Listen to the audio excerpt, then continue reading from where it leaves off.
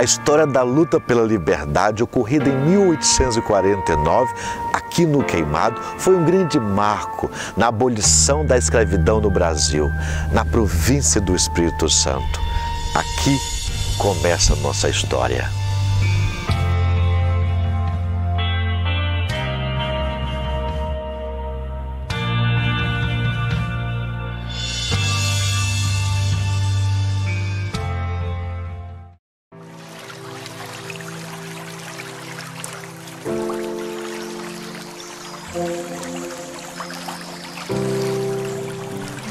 A economia do Queimado começa a partir do momento que os colonos, já isso nos 1600, né, na primeira parte do século, dos anos 1600, 1650, eles começam a explorar a madeira que tinha aqui nessa região.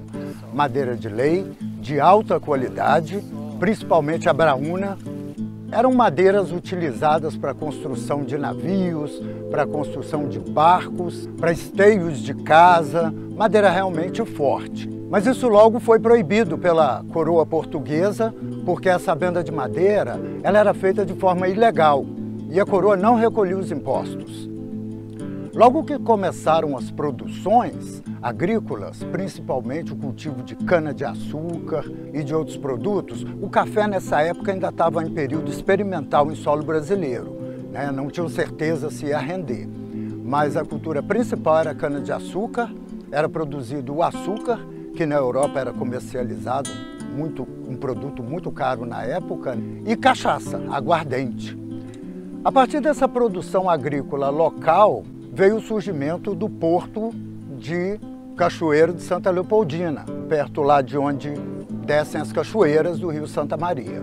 Então, logo surgiram os canoeiros para fazer o transporte de mercadorias agrícolas dessa região para Vitória, que era a capital da província. O Porto do Queimado começou a crescer principalmente porque o acesso para os produtores do norte do estado era mais fácil por esse lado do rio, então parte do comércio era feito do lado de lá e parte aqui no Porto do Queimado. Logo em seguida também surgiu o Porto do Una. Logo abaixo do Porto do Queimado, ele era muito utilizado pela serra para escoar a produção própria.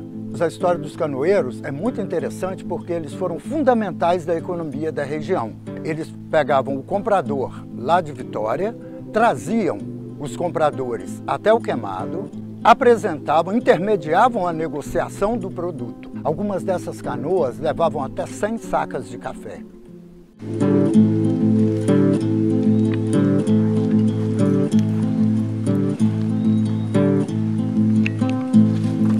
Em 1845, o frei Gregório Maria de Bene, ele estava como o provincial-chefe de uma igreja lá em Una.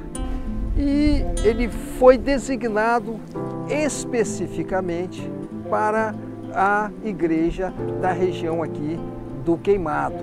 E Frei Gregório foi designado para ser o padre, daria aquela assistência religiosa aos moradores dessa região, porque em razão de termos uma população de aproximadamente 5.000 pessoas, então ele chegou aqui, o que existia era uma capela muito pequena na região mais próxima ali da Serra Sede.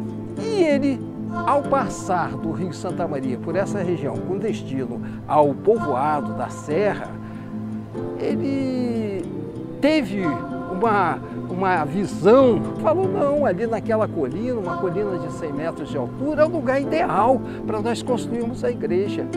Vamos ver como nós vamos fazer isso sem recursos, sem condições, como é que nós vamos fazer? Primeiramente, quem é o dono do local? Aí tinha a viúva, que era proprietária da terra. Isso aqui era o sítio Tapera, chamado sítio Tapera. E essa colina com 100 metros de altura era o local ideal. Então ele solicitou à viúva que cedesse o local, ela cedeu, ele começou a percorrer todos os moradores, todos os fazendeiros da região, pedindo ajuda e pedindo também escravos, para que os escravos ajudassem na construção. E os escravos, eles precisariam não só ajudar na construção, mas trazer também as pedras de coral, as pedras para a edificação da igreja, porque essa região aqui é uma região de mata, é uma colina só com mato. Então tinham que trazer as pedras do rio, tinha que trazer as pedras até do mar. Então falou, não, ajudem, vem aqui nas noites de lua cheia, nos feriados, vem aqui me ajudar, vamos construir essa igreja e depois eu vou batalhar, vou lutar para conseguir a alforria, a liberdade de vocês. Irmãos, a paz de Cristo, recebi autorização para construir uma igreja aqui nesse local, preciso da ajuda de vocês, vou batalhar, vou conseguir a alforria para vocês, a liberdade, na lua cheia, nas noites de lua cheia, tá bom? Irmãos, eu recebi autorização da Santa Madre Igreja para construir uma igreja aqui, a igreja em São José. Então me ajudem, por favor, a construir essa igreja. Eu vou batalhar para conseguir a alforria de vocês, vou lutar para conseguir a alforria, eu vou conseguir para vocês a liberdade. Me ajudem, tá? Depois eu vou falar com os seus senhores, pedir essa autorização, tá bom? Os negros começaram, depois do momento em que descansavam um pouquinho, eles começaram a se reunir e falar, vem cá, será que esse padre vai cumprir a promessa dele? Será verdade isso? Ou esse padre está com aquele famoso conto do vigário, está querendo nos enganar, está querendo nos iludir? Eu acho que esse padre está com lorotas. E começaram a ver, Elisiário surge. Elisiário era um escravo doméstico. Um escravo entendido, conhecido, tinha estudo, sabia ler, escrever. Então ele tinha como arquitetar as coisas. E Elisiário falou, não, vocês estão certos. Eu estou achando que esse padre vai nos enganar. Nós trabalhamos dia e noite para a construção dessa igreja. Nós demos nosso sangue. Demos nosso sangue para construir essa igreja. E o Frei, até hoje, não convidou a gente para entrar na igreja, para assistir uma missa. Demos nosso sangue, catamos pedra no rio, muitas pedras. E estamos aqui, sozinhos, abandonados por esse Frei, que não tem a coragem de nos convidar para entrar na igreja. Demos muito do nosso sangue. Estamos isolados. João da Viúva, Chico Prego, Carlos, vamos invadir essa igreja. Vamos invadir. Vamos. Agora! Vamos invadir! O que está acontecendo? O que está acontecendo? Chico Prego, Elisiário, Carlos, e o que está acontecendo? João da Viúva, o que está acontecendo? Meu Deus do céu, o que houve? Não está acontecendo nada. A gente só vai brincar de capoeira. Tá bom. Com a bênção de Deus, com a bênção de Deus. A bênção.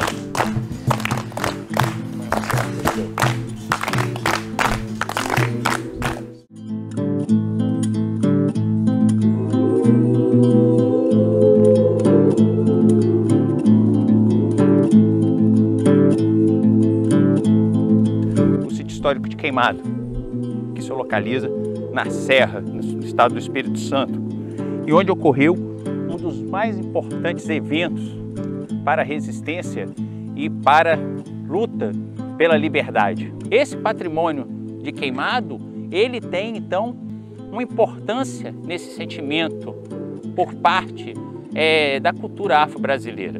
O negro, ele tem sim um papel importante, e não só como escravo, mas como agente que insere cultura, recebe cultura, mas também que transmite cultura em diversos aspectos do nosso cotidiano. Na alimentação, nas lendas, nas políticas, nas resistências, na nossa história. Esses fatos, eles precisam ser repensados. Então, esse patrimônio de Queimado, ele tem então uma importância nesse sentimento por parte da cultura afro-brasileira.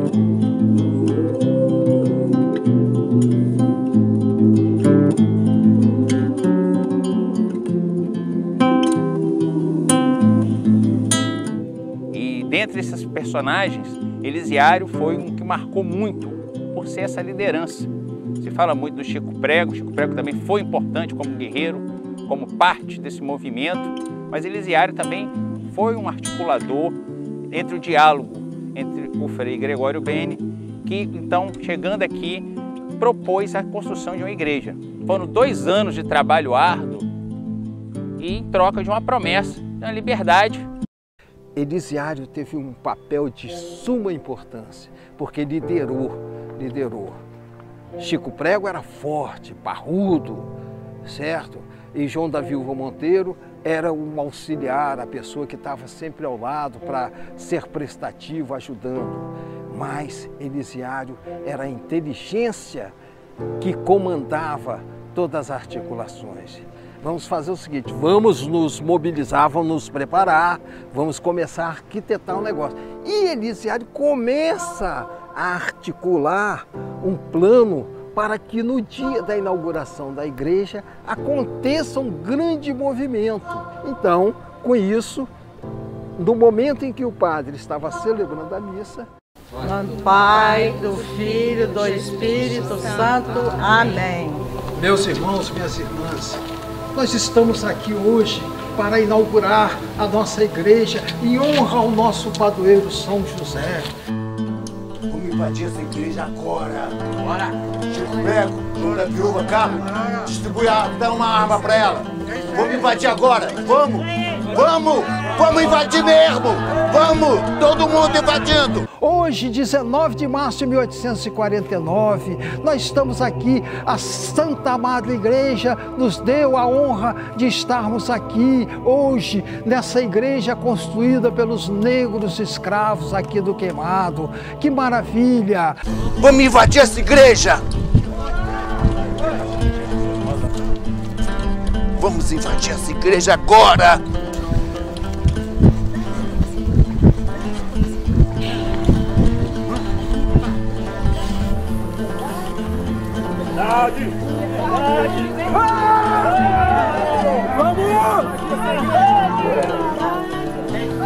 Pai nosso que estás no céu, santificado seja. Vamos invadir! Vamos!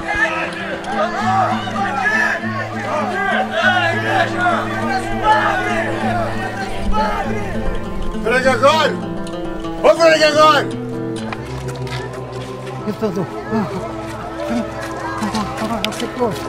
Frei Gregório! O que está acontecendo? O que está acontecendo, Elisiário? Calma, calma, calma! Nós trabalhamos dia e noite, pegamos pedra no rio, demos nosso sangue para a construção da igreja. Cadê a liberdade que você prometeu? Calma, a liberdade que eu prometi a vocês, vocês vão ter lá no céu! Lá no céu! Queremos liberdade urgente! Queremos! Junto a Deus Pai, nosso Criador! O Deus Pai, nosso Criador, todo mundo é livre lá no céu! Cadê? Nós demos o nosso sangue! Demos o nosso sangue! Cadê?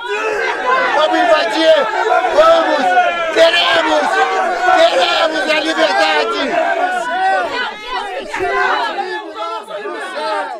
Eles adentraram a igreja, entraram com facões, com espingarda, com armas que eles já tinham alguns meses antes juntado para justamente proclamar a liberdade. Queremos a alforria, queremos a liberdade, queremos a liberdade. E foram em frente.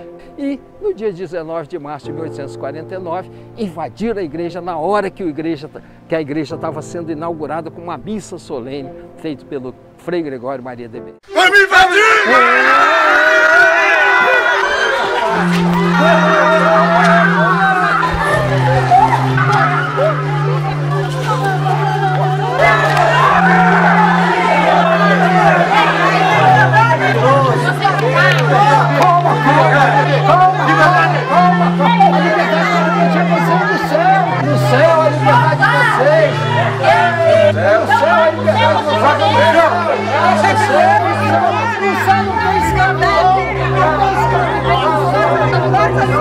A liberdade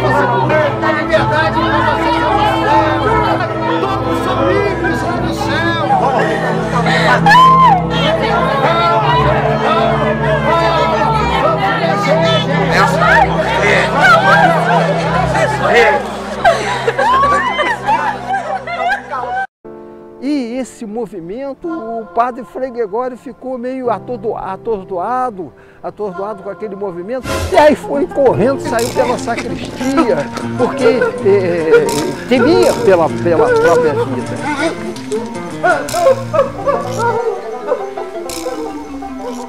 Então, saíram e foram pelas fazendas aí, com as armas em punho, com facões, aí foram entrando, libertando os escravos que ainda estavam lá, que não tinham vindo aqui para a região daqui do Queimado, da igreja, e começaram a libertar esses escravos todos. Foram saindo pelas fazendas, juntando, e no final nós tivemos cerca de 300 negros participando dessa revolta.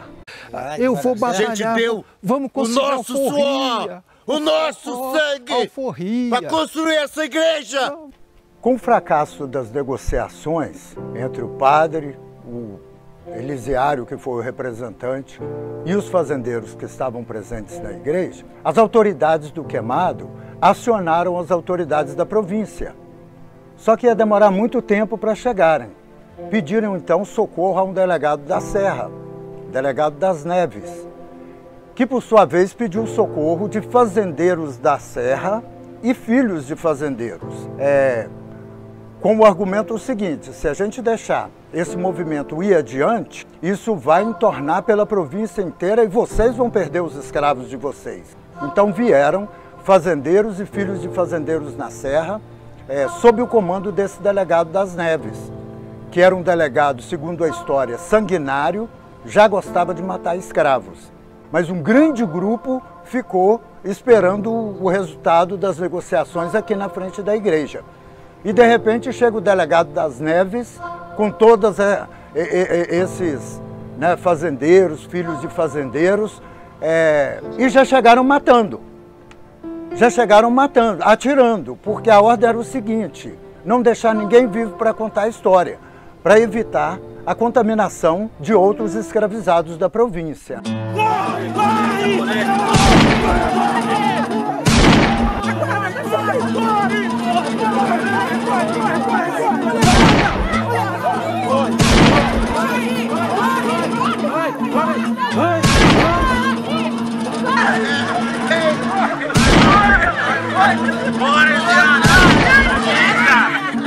Então, a cena de violência foi horrível, porque os escravos, cerca de 200 escravos que estavam aqui na frente, se espalharam. Alguns fugiram para Santa Leopoldina, em direção ao rio, indo inclusive para Cariacica, que mais tarde foi criado o quilombo de Piranema, próximo ao Roda d'Água, em Cariacica, e a maior parte correu para o mato.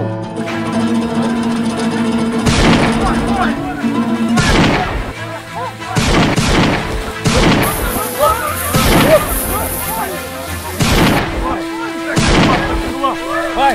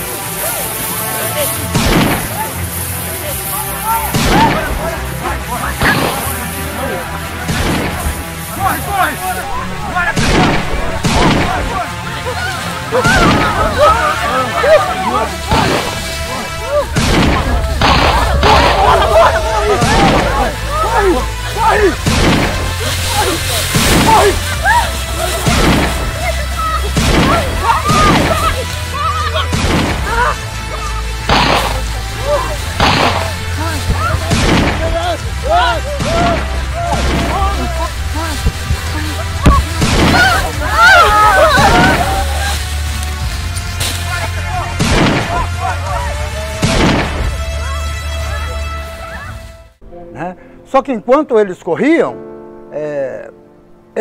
os fazendeiros e filhos e o delegado iam exterminando. Nessa correria foram mais de 100 mortes, foi uma carnificina horrível. Não estavam preocupados em economizar os escravos, entendeu? Porque eram propriedades que também custavam dinheiro. A opção era abafar tudo, era matar tudo para que não contaminasse outros escravizados.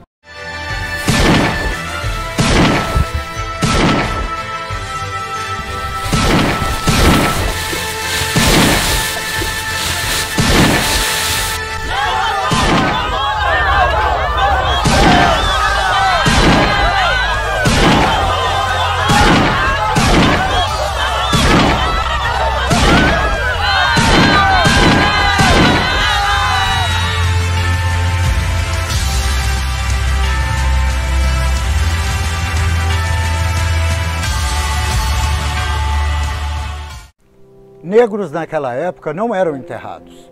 Os corpos eram sempre jogados na vala, como se diz. Então, como ficaram espalhados muitos corpos, aquela coisa toda, aquele cenário de carnificina, eles juntaram esses corpos e jogaram na lagoa próxima aqui, chamada Lagoa das Almas. Não havia enterro nessa época, não havia cerimoniais, rituais, nada disso. Foi simplesmente para esconder a carnificina, para evitar a exposição desses corpos, para não serem vistos. Alguns foram capturados, principalmente os líderes. A história diz que cerca de 180 escravizados foram assassinados dessa forma, nessa carnificina terrível. Essa revolta do Queimado, 41 dias depois, foi criado em Vitória um júri, instalado um júri para fazer a sentença dos negros. E 36 negros foram sentenciados. Desses 36 negros, dos 5 que foram condenados à forca, foram os líderes, que foi o Elisiário, foi o Carlos, foi o Corcunda, João Pequeno, João da Viúva e o Chico Prego. Elisiário conseguiu fugir da prisão levando mais alguns com ele. O João da Viúva foi condenado à forca e morreu aqui onde nós estamos, tá? Acontece que devido ao Chico Prego ser um negro talentoso e forte, ele não conseguiu morrer da forca. O que aconteceu? Ele foi tirado da corda, subiram o carrasco subiu em cima dele, massacrou o cano. Foi muito triste, tá entendendo? Se a liberdade não vir através da nossa revolução, virá através da morte.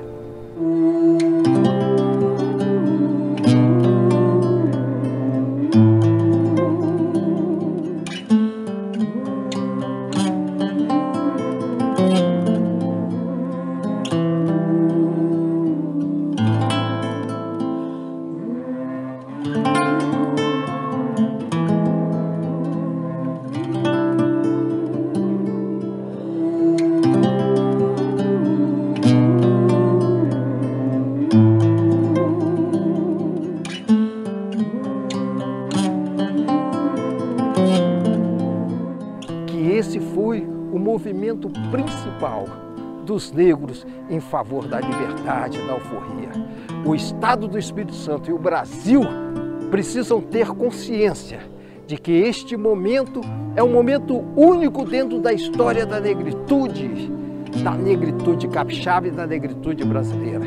É o momento em que os negros tomam força e lutam pela liberdade, pela vontade de realmente conquistarem alguma coisa pelo seu próprio trabalho, seu próprio esforço.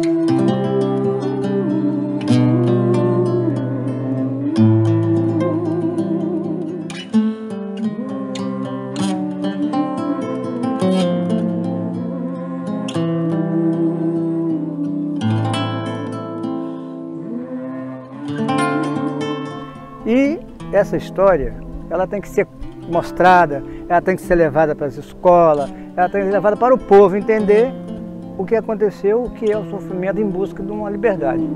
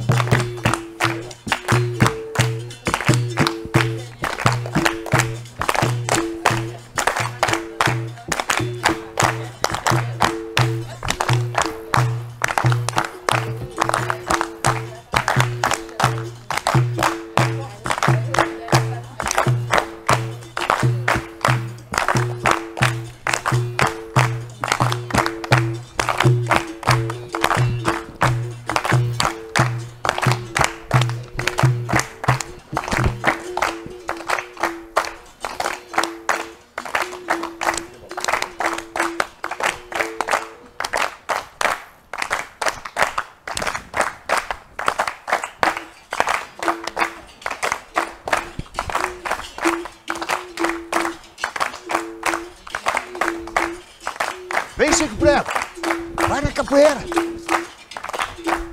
Vai lá, Josaldo.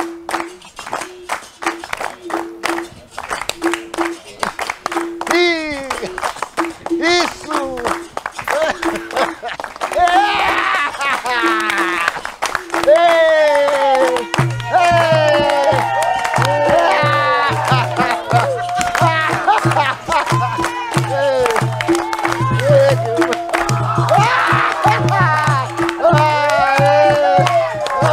Vai, Gifrão!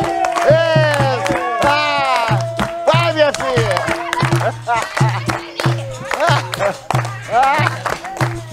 É muito bom! Isso!